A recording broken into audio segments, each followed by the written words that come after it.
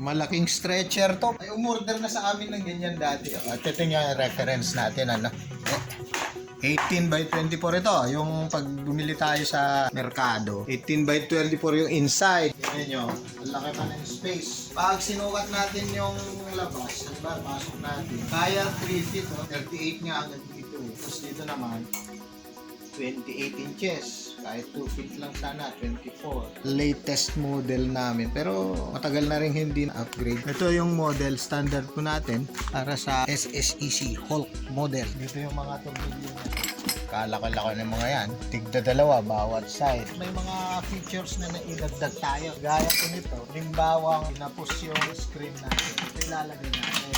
Yan. Pwedeng idikit dito para dalawa lang yung ihila na side. Nakakatipid ng screen yon. Ang advantage lang pag 4 sides kasi less prone siya na yung corner softening natutulungan niya kasi lahat ng stretcher nagpupunit yan pag mataas na yung tension ng paghila.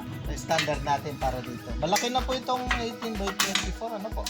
Yung outside niya 21 by 24. Pwede pang i-extend yan dun sa susunod dito. Pero karamihan ito. Mas marami pa yata yung isa, yung mas maliit yan na frame.